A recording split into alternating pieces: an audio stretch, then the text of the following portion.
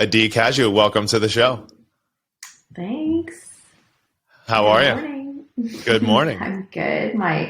We just put my 4-month-old down to sleep, and it's kind of nice to just have an adult conversation. So I'm happy to I be can here. imagine. Yeah, we had friends over this past weekend, and both of them have just had kids in the last 3 or 4 months. And one of my buddy's wives was saying that she wasn't the type of person to ever want to really put on makeup, and now she loves the excuse to put on makeup and real adult clothes and like go out with friends and to grab a drink or go grab a bite of food. And how it's just so funny how you value things differently once kids enter the equation. Yeah, totally. Your whole perspective on the world can shift. Yeah. Well, and you and Mike, your husband, just moved recently into a new house, correct? Yeah, we moved to a new house that we used to live in like the heart of Austin, like in the city, like one of the closest neighborhoods to the city. And then now we live 40 minutes outside of the city, kind of what you would call the country, I guess.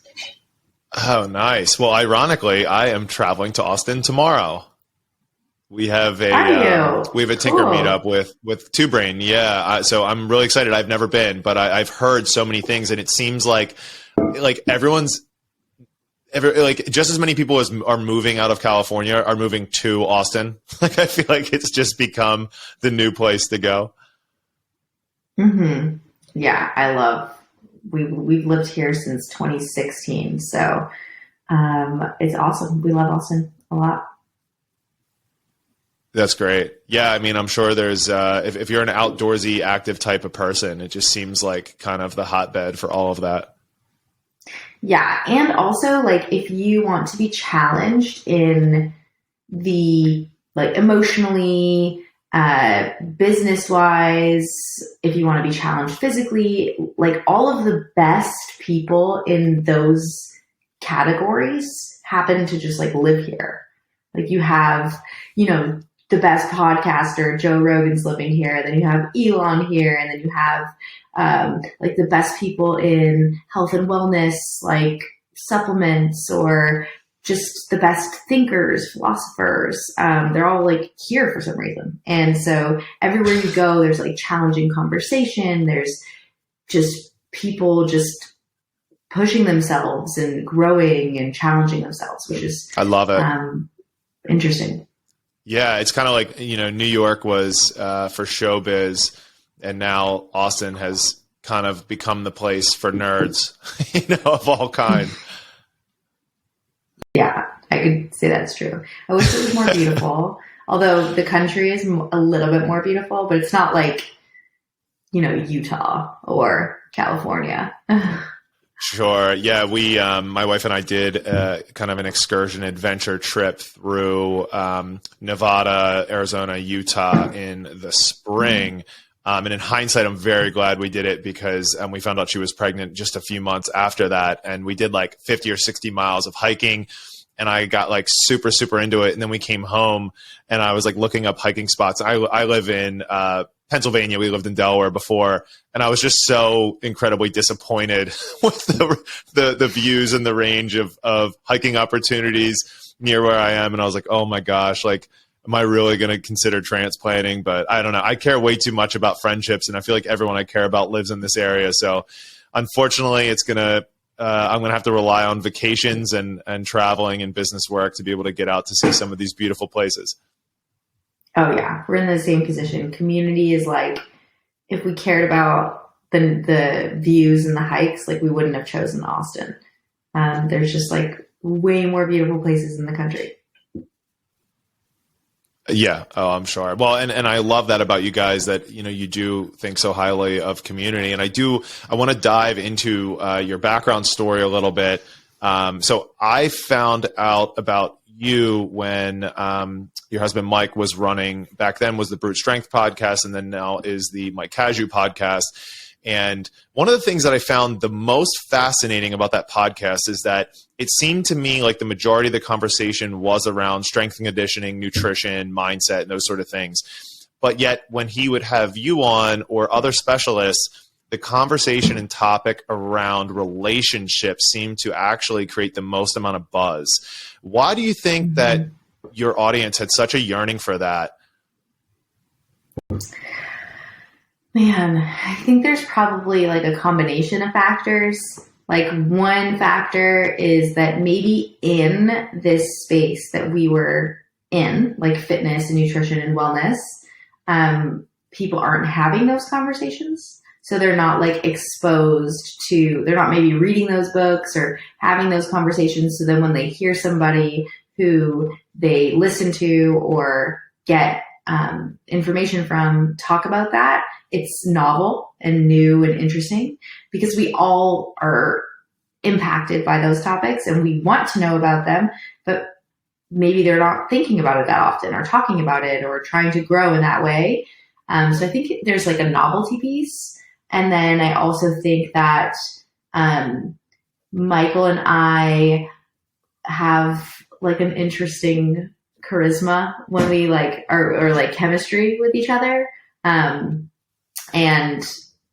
yeah, I think there's like something about, I think we're like relatable, and also we do a lot of work on our relationship and are transparent about that and open and honest. And I think it seems like people like that, but I also don't know. Yeah. Well, I mean, there's something to be said about the intentionality piece, right? And the willingness to talk about it, very openly and publicly. And I feel like there are a lot of people out there that might be missing that in their own relationships and recognize how much the intentionality has benefited you two. And it comes off in just how casual and sincere your form of communication is with one another, and I think that's kind of the portal into anyone's relationship is like, you can see how they interact and talk with one another and get a really good sense of what the home life is like. Like you're not, you meet some people and you're like, I wonder if they're like that in person or like when they're behind closed doors. And I think with you two, it was very apparent really early on for me and a lot of your listeners that what we were getting coming through the mics was just how you two were 99% of the time. Yeah, for sure. For sure. Yeah. So I think people kind of like that, I guess. Yeah, no doubt. Now, you've had a lot of experience working with nutrition. You were the founder of Working Against Gravity, and you've had experience working with all walks of life when it came to behavior change and nutrition, including CrossFit Games athletes, but also your average Joe or Jane looking to get a better handle on their relationship to food. What are some of the biggest lessons you took out of working with so many people?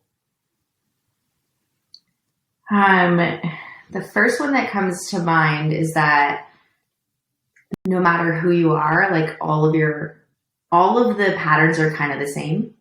So whether it's someone who's trying to win the CrossFit Games or it's my mom, we all have such similar patterns and relationships towards food, and to build a habit is the same.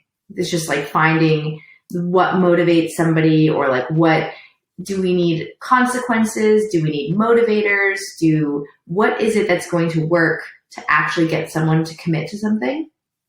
And it's just interesting that like all humans are kind of the same. We're all kind of the same. We all carry different ways of building habits, but the issues around food are pretty universal. Like balance is not, I saw somebody said this recently, I'm forgetting who it was some type of actress, but balance is like not a stagnant thing. It's like a constant moving. And if you're trying to get into balance, you don't just like get there and stay there. It doesn't work like that. It's something that needs to be constantly recalibrated. And that was like a big lesson for me. It's just, it doesn't end. You don't get a nutrition program. You don't achieve your goal weight. You don't win the CrossFit Games and then it ends. Like this is a thing you're doing forever if you want to be healthy and happy. And, you don't have to exactly do things the same way, but it just doesn't really end. Right. Yeah. I think another way I've heard that explained is that, we think of things as binary, whereas most things are fluid, or at least operate on a continuum. and this exists even in the world of athletics, I think one of the surprises to kind of like, pivot a little bit is, for instance, like with athletes, I think people assume that like at high levels, athletes are just constantly doing the most complex thing all of the time and that they don't ever experience setbacks. And the reality is that athletes are constantly substituting movements and training programs and having to make, different iterations of their daily training regimens because of things that they might be dealing with. And I think their nutrition is much in the same, like, sure, we have these examples of like a Matt Frazier where he basically put himself into a box for, a year or so at a time, where he would just like avoid all media and just completely try to optimize every area of his life. But I'm sure even in that instance, there were things that came up that forced him to make adjustments to his nutrition on the fly. Yeah. Yeah. And yeah, he's an interesting example where he just like kind of sat on the couch for months, and like not a lot of games athletes do that. Yeah. Well, and that's the epitome of the whole idea of like there's no solutions, there's only trade-offs. Like that was a massive trade-off that he decided to make in order to be able to try to put himself at the top of the mountain where no one else was willing to go. Mm-hmm. And not every strategy is going to work for every person. Like there are athletes that could do exactly what he did and they wouldn't make progress if they did something a little bit different. Everyone has different things that work for them based on their training age, based on their previous experience, based on their like emotional baggage that they're carrying with them. Like different things work for different people. That's true. Like it was just continuing to tinker. But there's not one person out there that I've met that doesn't have like some difficulty being committed and disciplined. Like it's just, they all have a hard time being committed and disciplined. All of them, every single one, even the most motivated. Yeah, no doubt. Well, no, I think that was a really good point, which is that, while that plan obviously worked out well for him, it doesn't mean that somebody else is going to be able to onboard that to the same effectiveness, and that speaks to some of the psychological differences for every person. You mentioned that food in a lot of ways is the same for a lot of people, but we can both appreciate also some of the nuances that are highly dependent on whether it be, biological, psychological, physiological differences from person to person. And I think in large part what we're doing when we're working with these clients through their nutrition is helping them better understand themselves. Yeah, like how awesome for you to be able to tinker with your own nutrition. For me to, like, I've gone through this myself. Like I've been working on my own nutrition since I was 16. I'm 32 now. And so it's like literally close, like half my life.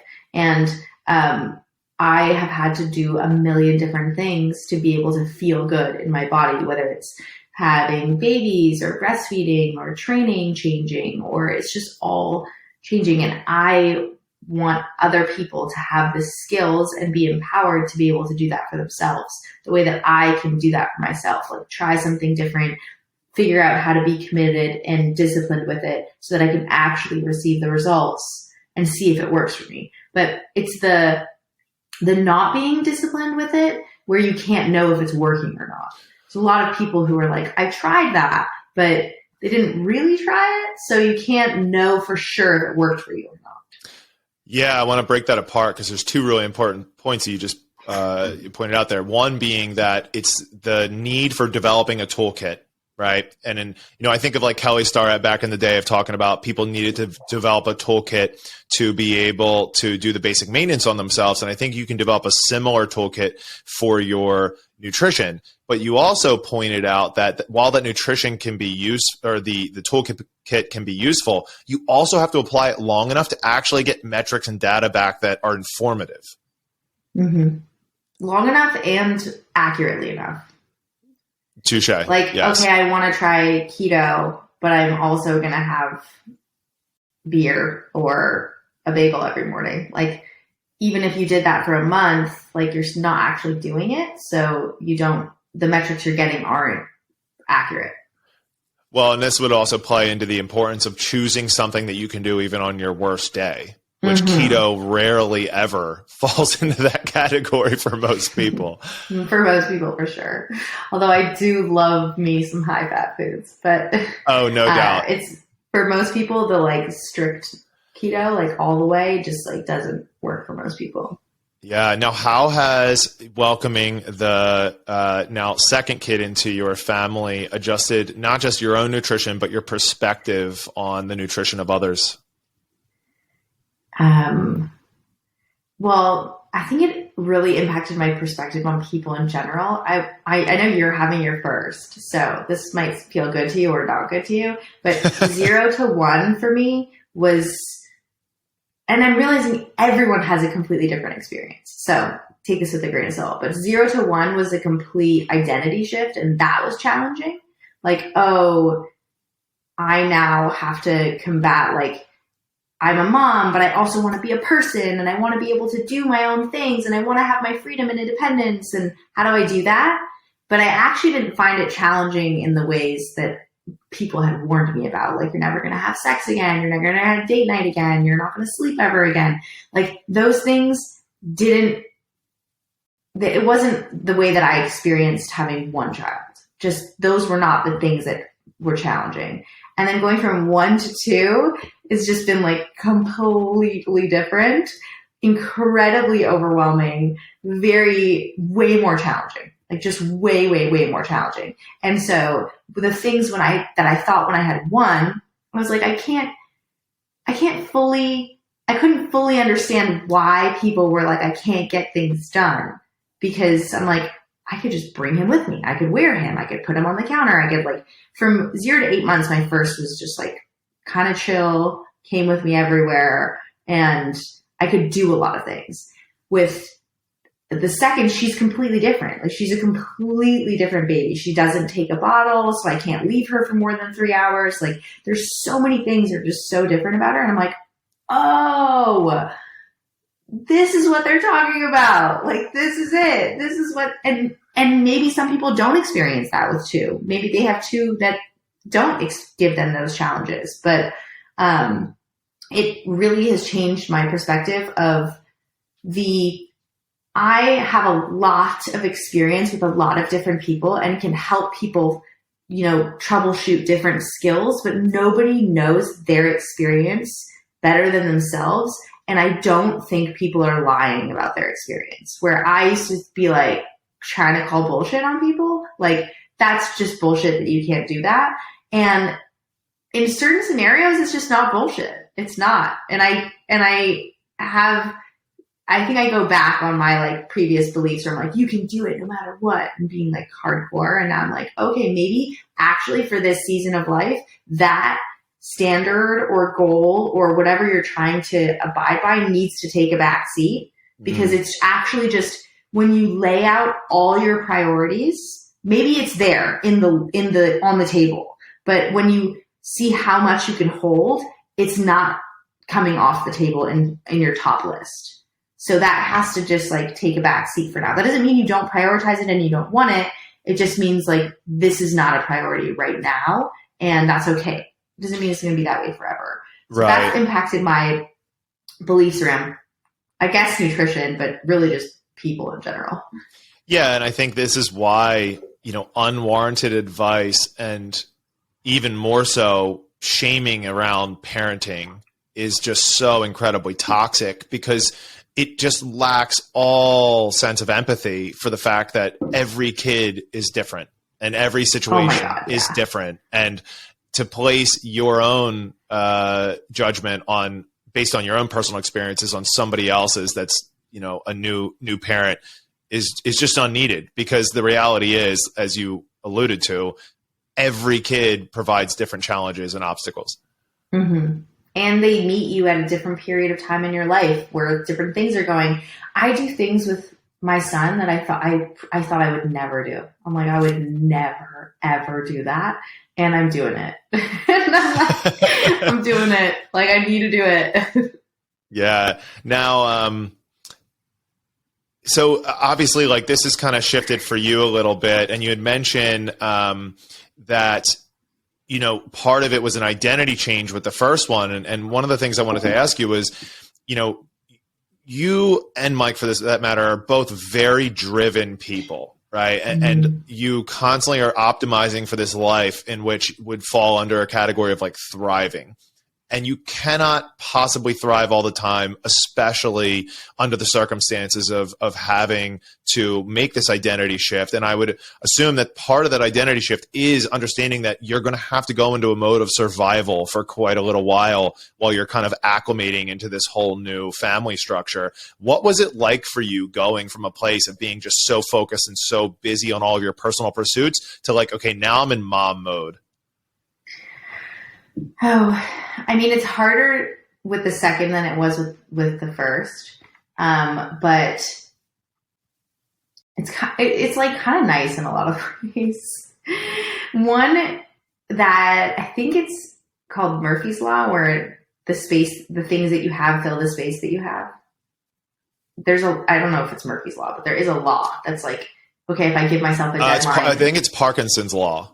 Okay, maybe it's Parkinson's law. Whatever law it is it's a law. Yeah, there is a law that's like, okay, if I say I have to do this by Thursday, I'm going to take all the way till Thursday most of the time. Yeah, I think it's like the things you have expand to the timeline horizon that you give yourself. Exactly. That. So I realized just like how I could do things. My capacity and Michael's capacity has increased tremendously. And I already was a high capacity person.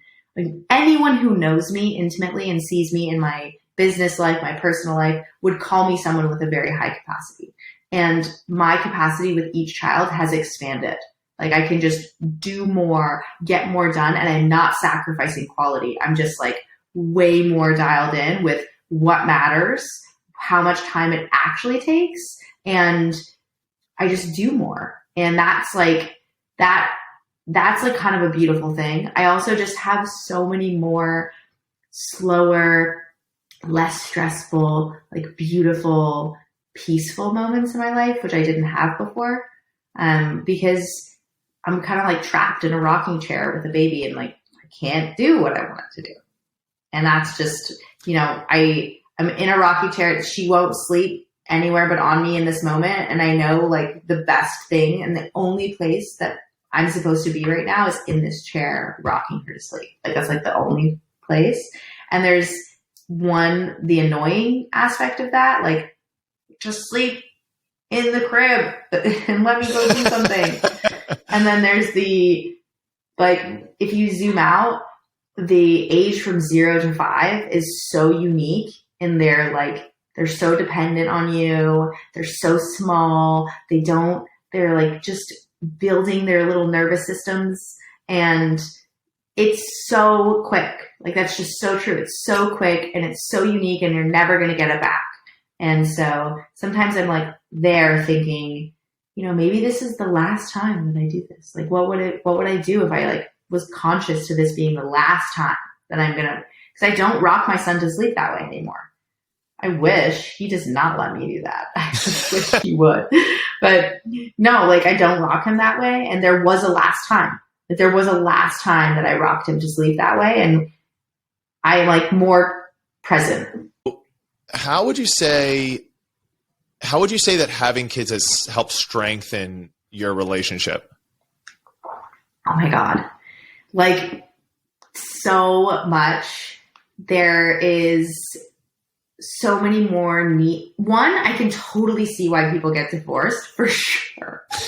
Like I've heard and read and seen in so many different places that from the like child's age from 0 to 2 years old is like the most challenging time on a relationship, because both people are going through this identity crisis, and then both people are trying to like imprint their own wants and beliefs and desires onto this child. And you have this whole new layer of responsibilities that needs to be divided across who's going to do what. And that is on top of what you were already responsible before. So we had things like dialed in, like I knew Michael takes out the trash, I do this, like we had all of our like secular tasks very divided nicely. And then you add this human in there and there's this whole huge amount of tasks that that requires to take responsibility for them. And now it has to be kind of like re-divvied out. And it's like, we're both trying to like protect our own selves. And then he's much better at protecting himself. And I'm much more the like, I'll acquiesce to the couple or to the family. Like I'll just like sacrifice, which can go into that like mother martyr like thing. And I try to avoid doing that. So we've had to like really learn to just communicate. We've had to be so intentional about the way that we spend time together, because if our time with each other was 100% before we had kids, bringing a kid, 80% of that time is gone. Like the time that it's just me and him. Yeah. So 80% of it's just gone. And then we were left with 20%. And now we have a second kid. So now take 80% of the 20% gone of just like time where it's him and I. And that's not forever. Like eventually they're both going to be in school, and eventually they're going to hang out with friends in their free time. Like it's not forever. But right now, the amount of time, it's crazy to miss somebody when you're with them all the time. Like we're around each other all the time, but I miss him. Like I miss him. I miss just like being just the two of us in that like yummy, delicious, like energized, fun and playful way where like our time together is like with two baby monitors and we're tired and we're talking about who's going to go get diapers. You know, it's just like not sexy. There's like nothing sexy about that. Right. Well, and so I was going to ask, so much more intentional. Yeah. Right. Well, yeah. And I was going to ask, like, clearly, you know, there's obviously a freedom that comes with having your time constrained so heavily. And that sounds so backwards, but as you had alluded to, now you're in a place where like it forces you to become just so incredibly appreciative in the moment when you do have those quality experiences, be it with either one of your kids or in this case with Michael. But on the flip side, like, I'm sure it's also hard not to have conversations around putting out fires when you have time with him, you know, whereas like, it's like, how do you experience time with your significant other without feeling like you're constantly just kind of like waffle method working through all of the things and triaging your to-do list, and just be like, we just need to be together. Like we just need to have time. Yeah. The way that we do it is we have a meeting once a week for the triage. And outside of that time, we don't really talk about it.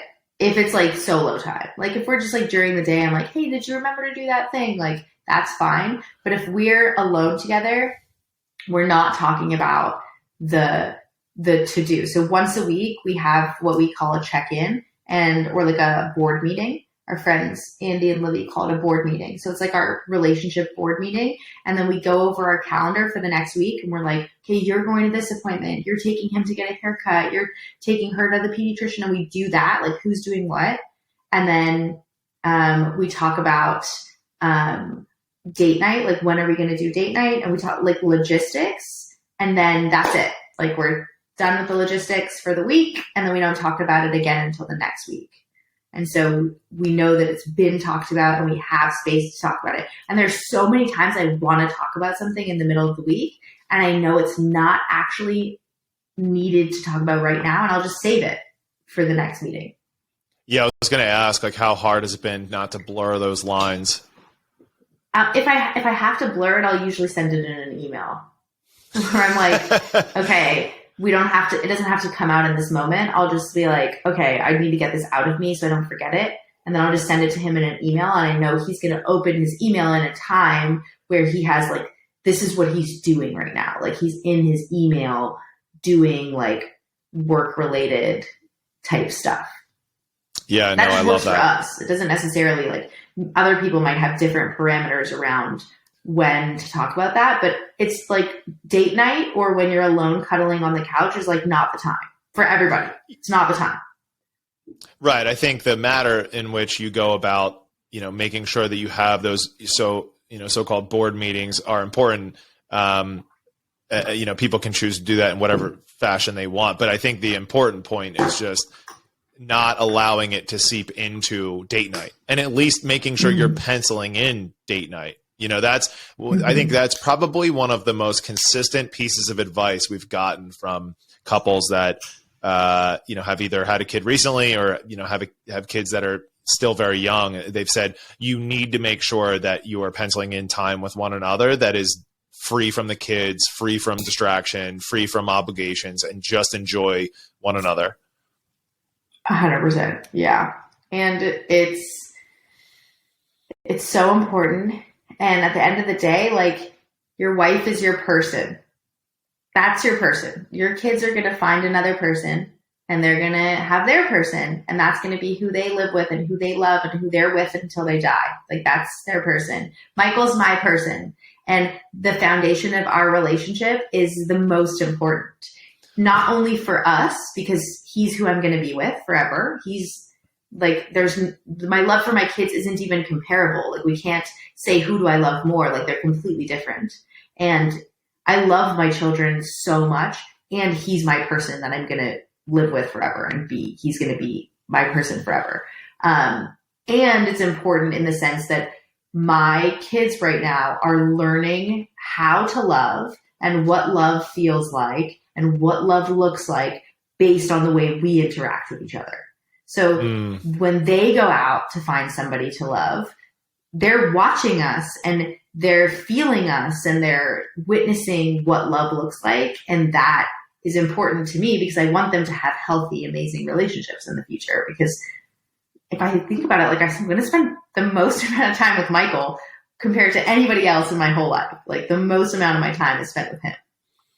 Yeah, that's a point that my therapist made to me that I think was so important. And this was early on when my wife Joya had just gotten pregnant. We started having these conversations around expectations and some different framings of how to think about your relationship in the context of being both romantically, together, but also as parents. And one of the things he said is that people often get it backwards. They think that when you have kids, you put your kids first immediately. And he's like, no, you have to put yourself first immediately. Then you put your significant other and then your children. And he's like, the reason that it goes in that order is you have to take care of yourself, right? We understand that's kind of the base of the pyramid. Everything else falls apart without that.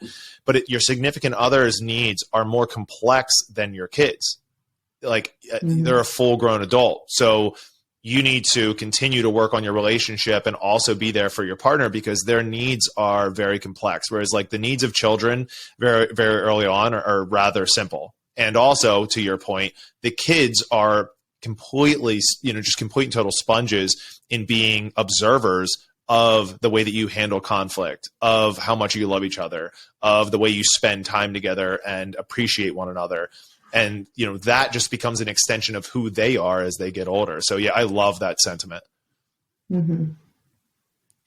Now, are you involved in what other projects are you getting into right now? I know you're kind of in surviving mode at the moment, but I can't imagine that you're not also getting your hands involved in things. So what's new on the list for you? Yeah, I'm definitely like mostly in mom mode for sure. We just moved. And so I'm trying to make our house a home and feel like good in this space.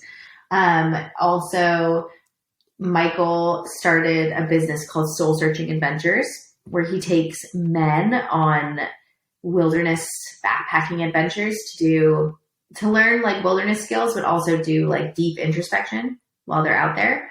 So I help him. Our skills, business wise, are very complementary and completely opposite. So I'm kind of the organization, support, systems. I like remember to do things. He's not as much a remembering kind of guy. He has like his own systems to remember. I don't need those. I like have like the mental, I use them and I don't need them because I like mentally scan everything. So I'm helping him a lot with that, which is just like, I mean, he has the best job ever. He gets to go to bucket list locations with a group of guys, have a good time, and be just in nature, immersed. And so I'm helping him do that. Him and I are having our first ever, we're doing this thing called couples camp, which on our property here, we are bringing 10 couples and we're spending 3 days camping in like the backyard basically. And we're going to spend 3 days just talking about love and relationships and sex and conflict. And we're going to bring our mentors to talk to these people, which we've never done before. And we'll see how that goes. And then, I mean, that's a lot when you really think about it. But oh yeah, that's a huge undertaking. Like that's all brand new. You two are working together. And I love that there's a little bit of like left brain, right brain going on there. And I feel like any business owner or anyone running a company needs to have that sidekick or the person that fills their weaknesses. Like I fall more on Mike's side. Like I'm the visionary that just is like constantly throwing ideas out left and right. And then for me, it's my general manager has to be the one to reel me in and be like, okay, how are we going to measure these things? How many of them can we actually do at once? Like, let's actually get a pulse on this rather than trying to do a million things all at one time. 100%. I'm so impacted by the like throw out of ideas that we have to have a way that he throws out ideas, because I can't hear the idea and not immediately go into how much work it's going to take to get that idea done. And it's like, too much. I'm just like, write it down. He subject lines the email, do not need to answer this. And then he just like sends it. And I'm like, okay, cool. That's the curse of the visionary is they never take the time to actually consider how much work is going to have to go into making that a reality. Totally. But then the other side is like the person who is thinking about how much work, you can't stifle the creativity because you need to get through like the bad ideas to get to the good ideas. Right. So if I just like shut him down at the first idea, he won't go to the next stage. So I kind of have to be prepared for like I have to brace for this onslaught of ideas and know that it's okay that none of them come to fruition for him to get the like 9th, 10th, 11th idea that's actually amazing. But we have to get through the like initial shitty ideas. Sure. Well, and I'm sure you're also incredibly helpful when it comes to helping it go through its iterations to actually become what it ends up being. Like it's one thing to have an idea. It's another thing for it to come to fruition. And oftentimes by the time it comes to fruition, it's on its, 100th iteration. You've made so many adaptations and adjustments to get it to where it's going. But ultimately, the visionary is the one that kind of just pushes the ball. They're the momentum. They're like, here's the idea. Let's get it moving. And then, you have to rely on the other person to kind of manage the mess until it becomes less messy. Totally. Yeah. Something I realized a lot since I've had kids is like, I don't want to be the leader. I don't want to be the leader. I don't want to be in charge. I don't want to be the one responsible. I want to be a team player. Like I really love being a team player, like a cog in the wheel, as people say. Like I like it. I like not being in charge. And Michael used to call bullshit on that all the time. He's like, well, how come you always end up being the leader? I'm like, I don't know. But I don't want to be. Like, I want to share it. I want to be a part of a team. And I really have realized since being a mom that I just really like being a support person and being a part of a team. And I don't want to be that like vision, like leading, pushing the ship forward, picking the direction. Like, I don't want to do that. Yeah, that's fascinating. I mean, it's interesting to me, like having to, like what it would take from a self-awareness perspective to be able to kind of go to a place of leadership and then go, not like I had to resign from this role, not like, I was removed from this role because of some sort of lack of competency, purely just due to the fact that you're now coming into the realization that like that doesn't fill your buckets the way that you want it to. I think that speaks volumes as far as your ability to just have be very vulnerable with yourself and be honest, in that regard, because that's not an easy decision to make. Because once you get to the leadership role, it's hard to relinquish those responsibilities. Yeah, totally. There's so many pros of being there, and I'm committed to just like living the life I want to live, not for the sake of the ways that things look or the specific types of outcomes. I'm willing to like sacrifice on those things. Mm. Yeah. Now, I'm sure you've thought quite a bit about the ways in which you want to raise your kids. How involved are they in the day-to-day stuff that you do, and with your core values? I'm sure fitness and just overall health being some of them. How much do you involve them at this point? I mean, obviously the youngest one's very young, but like, do you have an idea of like the things that you and Mike want to kind of like integrate them into your lives along the way? Yeah, the way that we like kind of operate is that unless it's like computer tasks, which it would be really hard for me to have our toddler here right now. Like this would be a completely different experience. Unless it's that, he's kind of just with us doing whatever we're doing. We don't do a lot of child-centered stuff. Like we don't do things that like not everyone's enjoying. So Michael hates going to like kids play gyms, like where there's like this huge structure that it's like super kid focused. And I actually don't mind going to those things, but he hates it. Like he does not want to be there. Like you have to like crawl in with them into these things. He does not want to be there. So he never goes. He will not take Shy there. He doesn't like, he just won't go, but he loves like the trampoline place, like Altitude, like the trampoline park. He'll go there. Or if I just unpacked the house, like for 3 days straight, Shy was unpacking with me. It just, that's what we were doing. I didn't stop to do what something like take him to one of those indoor places. Like he just does it with me. If I go work out, he comes to the gym and works out while I'm working out. I'll have like a little bike for him to play for if he obviously doesn't want to be doing the workout with me. But they kind of just like, we just like do life and they're just with us doing life. It's not, yeah. And then sometimes it's just like way inconvenient. Like he slows us down so much. It makes it way harder to do. And then we'll go and, like do something that's like all of us enjoy, like a hike or, something like that. But he's still really young. He's 2.5. He doesn't have like things he's like really obsessed with right now other than Nemo. He like really loves Nemo, but I'm never watching Nemo ever again. So I was reading your blog and you had mentioned there's this word that comes up all the time with parenting as part of kids growing up, and it's regression. And it we as I had mentioned, we had friends over this past weekend and they had mentioned something to the effect of how their kid was fine, always sleeping through the night, and now they're going through this kind of regressive period. How have you been able to kind of manage that as your older one has gotten older? You're now having all these big life changes with moving around and such. What is it like as a parent having to deal with a kid that just, they don't have any emotional regulation? Like you are the one that has to help them kind of like provide the lens to see the world and kind of help them through some of these ebbs and flows. How difficult has that been?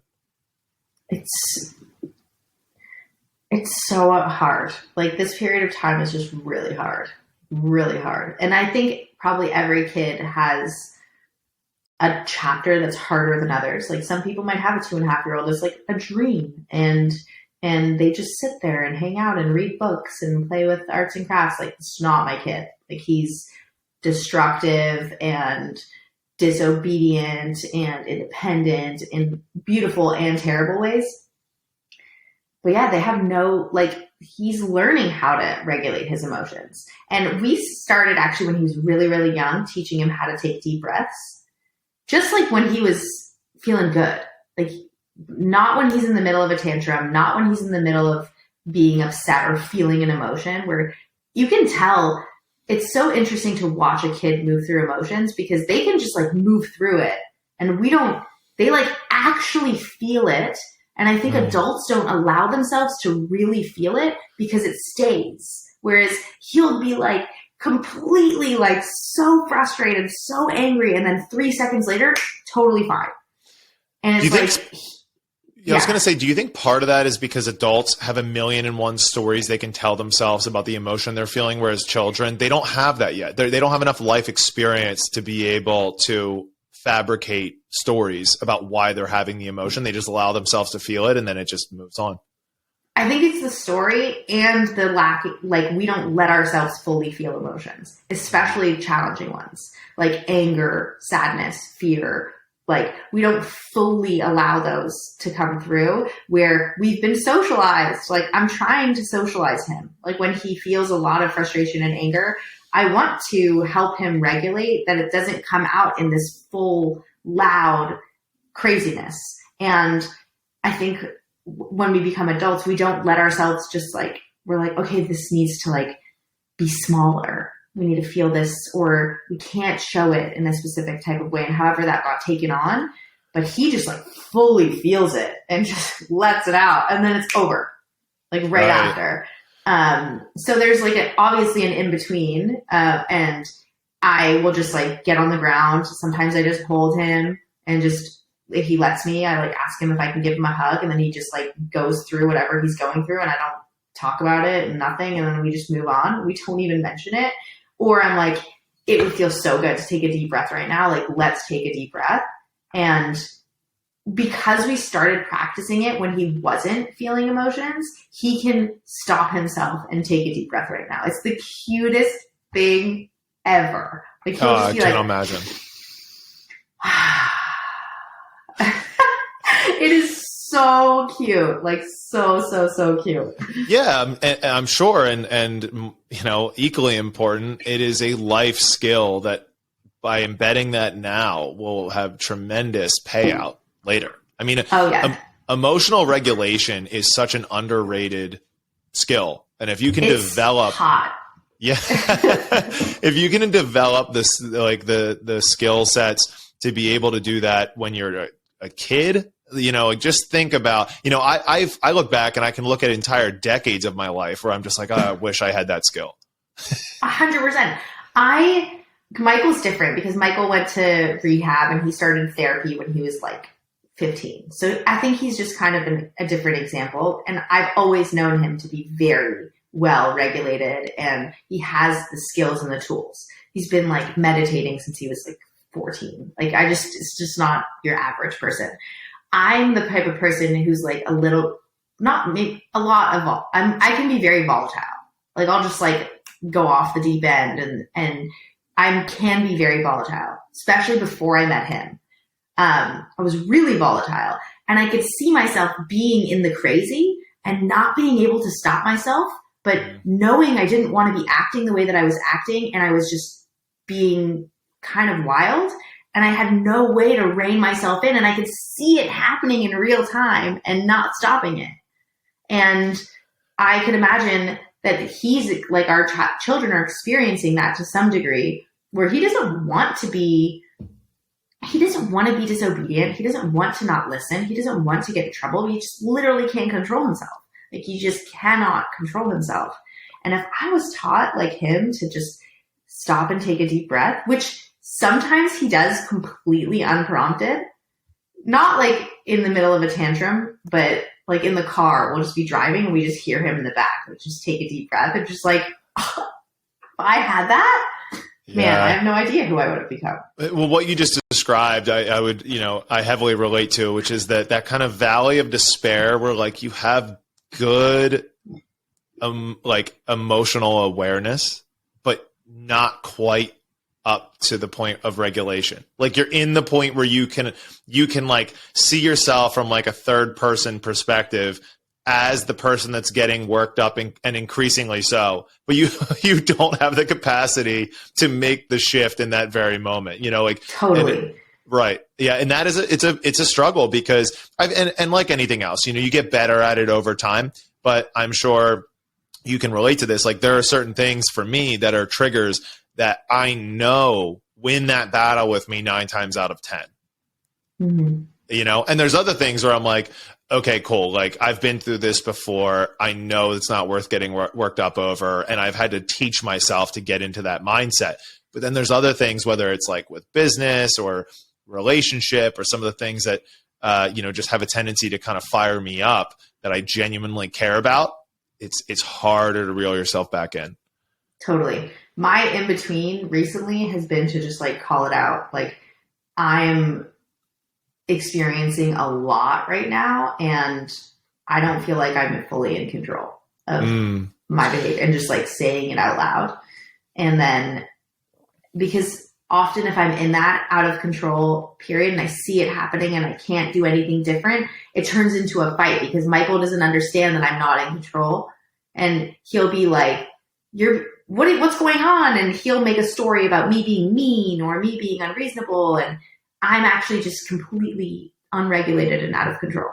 And so I just like call it out, but that's really hard to do. Super Sure. hard. Well, yeah, externalizing it definitely helps. For me, it was also the realization that you can have more than one emotion at once.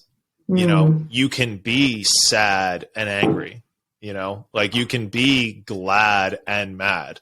Like I think they're like layered on top of each other. Like, for sure. Generally anger has either like sadness or fear underneath it. Or shame. Yeah. Or shame. So it's like all like layered. Yep. It's like they're one and the same. Yes. Yeah, no, I would agree.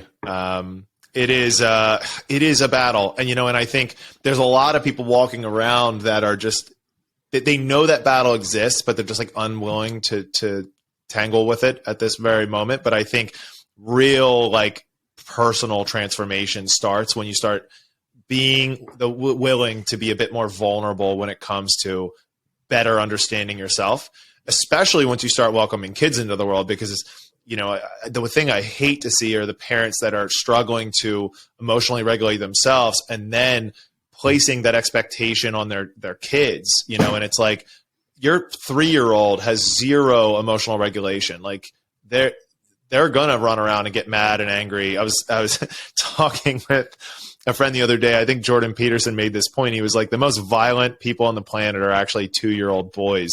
It's just that they're so. I watched that because I have a violent 2-year-old boy, and it made me feel better. It was unbelievable. I was like, that's so true, but they're just like so small and cute. You don't think about the fact that they just want to hit everything with their toy. Yeah, they're like complete barbarians because they have like physical independence. They can do things for themselves, but then they also have no impulse control. And so it's like this weird in-between phase. Yeah. And I think it was in Hunt, Gather, Parent, the book that said we have higher expectations for our kids' emotional development and lower expectations for their physical. Like we're very careful with them physically as a society. Like, don't hurt yourself. Don't try that thing physically. But our expectations of them physically could be higher, and our expectations for them emotionally should be lower. Like we can let them be more explorative physically and not hover parent over them. And then also remember, like, they're just developing their emotions and not expect them to be put together and socialized. And when he's in the middle of like freaking out, sometimes I tell myself he should be doing this. Like, he's supposed to be doing this. Like, this is supposed to be, he's 2.5. I'm 32. He's supposed to be doing this. Yeah. Well, and this is why, I've noticed that there is this immediate, like with a flick of a finger, this immediate change with parents where they just become these patient beings. Like because you have to, like, I feel like that is such a virtue for everyone just in general. But the minute you have kids, it's like you just see parents embody this ability to like remain calm for things that like if you're not a parent would drive you absolutely nuts. And the easy example is like the kids song playing in the background on loop over and over again. And like if you don't have children, you're like, what the hell is that? Turn that off immediately. Whereas when you're a parent, you're just like, yeah, this is my day. 100%. Yeah, and you can find hacks. When Michael finds hacks, he's convinced Shy. He realizes that he wants to listen to songs that he knows. So he'll play a song that Michael likes for long enough so that he'll learn a couple words, and then he'll ask for them. So like right now he asks for Jolene, the Miley Cyrus version of it. Yeah. a lot of Bob Marley, a lot of Jack Johnson, and it's because he just like he won't do the nursery rhyme thing. He's just like not into it. I'm like, I'll do it. I don't care. But Michael's like, nope, not doing it. Now, what has it been like with food and him, you know? And your second kid, it's a girl, right? You had a daughter? Mm-hmm. Yeah. So what has it been like for them individually and also, you know, together in some sense, kind of finding that middle ground between like, hey, we do have values around the things that we want to eat, but also you're 2.5, you know? Yeah. So if we're eating it, he can eat it. Meaning like if I'm having ice cream, I have a friend that would lie to her kid saying it was spicy. And so he wouldn't have it. Oh, that's classic. Yeah. And then I'm like, but I'm having it. So why shouldn't he? Like, we don't have it that often. So if I'm having ice cream, I think he can have ice cream too. That's just like what we do. If I don't want him to have ice cream, I'm not going to have ice cream. That's just how we operate in that way. Also, like, sugar is for fun. It's not for food. And we have like real food is food. And then when he's with his grandmother, he's going to have sugar. There's like nothing we can do about it. We could talk to her a million times. He's with a bunch of cousins. Like, they're just going to have sugar. And that's just what's going to happen. And that's just his experience of his grandmother. And we're like completely surrendered to it. That's just what's happening. That's just what's happening. But we have like a few like rules, things like if he throws food, the meal's over. I don't care if you're hungry. It doesn't matter. Like, we don't throw food. So the meal's How early over. did you start that rule? Like, I mean, as soon as you could see that he knew he was throwing his food. Like intentionally? Like he's throwing his food and he knows. I could communicate with him, don't throw your food, and he knows what that means. There's like an age where they're learning how to like let go of things and what gravity is. And it's like, they're just playing. He's like, I don't want this broccoli. And he's just like throwing it. I'm like, okay, that's not how it works. Like, you can put this to the side and you don't have to eat it, but if you throw it, the whole meal is over and it doesn't matter. And then we also abide by like, this is what's for dinner. And I'm not making like 800 meals to satisfy every desire. So it's like, this is what we're having for dinner. If you don't want it, that's totally cool. We can wait for the next meal, but this is what you get. And how has he acclimated to that, you know, exposure wise? Like, it sounds like, you know, you're exposing him to the foods you would normally make. Like, how accepting has he been through that process? He's honestly a really great eater. He's a great eater. He'll eat like almost anything. He definitely has his preferences. And then like, there'll be these things that like for some random reason, he won't even taste it. He's just like, I don't want that. I'm like yesterday, corn. I had corn on the cob and I cut it off the cob and he was just like, I'm like, just try it at least. It's so good. Won't even try it. Just won't even do it. For some reason. Maybe it's like the color, the look, the texture, something about it was not appealing. But he just didn't eat it. And this is like a caveat. Every kid is different. Like, my daughter could grow up and be totally picky and never want to eat a single thing. And when I learned her preferences, I'd probably start adapting our meals to fit the things that they would actually eat. But I'm not going to like completely, you know, we had dinner and then an hour later, she's like, I want a grilled cheese right now. I'm not going to make you. We had dinner. That was your chance to eat. We're not doing that. No, that makes sense. Yeah, no, I grew up in a household where I was the one that ate everything under the sun, and my brother was the picky eater. And my parents didn't treat either one of us differently. We had a very big garden. You know, we shopped at a butcher shop, so it was a lot of really good quality food. And yeah, my brother was just incredibly picky, and I never understood it. So I'm mentally preparing myself for that reality, because my wife definitely falls on the pickier side. So I'm like, fingers crossed that our daughter is going to lean more my way, but you never know. You never know. And you have so much time till they're even eating food. So there's so many obstacles you've got before that. Yeah. Oh, I'm sure. Well, Adee, this has been fun. And I know a lot of people, once I get your information out, are going to want to read your blog and follow everything that you are doing. So tell people where they can learn more about what you're doing. Well, right now, I sometimes post on social media at Adee Cazayoux. Sure, it'll be spelt in this podcast. And then I have a blog that I write very seldomly, but I will once my daughter grows up a little bit, will write more for. It's called thecazfamily.com, CAZ. And I have some stuff already out there. And yeah, that's pretty much it. You can find my husband at soulsearchingadventures.com. Yeah, I am going to actually take a peek through that. And I'm hoping I'm going to try to intrigue him to come on as well. So, he'll definitely come on 100%. Yep. And you should totally look into his trips. I mean, this summer they're going to Bolivia to build a raft and float down the Amazon River. Wow, I'm gonna start trying to convince my wife now that she can handle a 4-month-old at home while I go on a trip to Bolivia.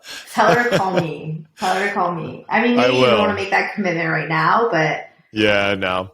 But in the long term, absolutely. Well, hey, Adee, thank you so much for coming on. Like I said, I've been following your work for a long time, and it has been very helpful for me. There's some tools and skills that you and Micah talked about years ago that I still use with my wife and in my my business and personal life. So I thank you. Cool. Well, thanks so much. That was fun.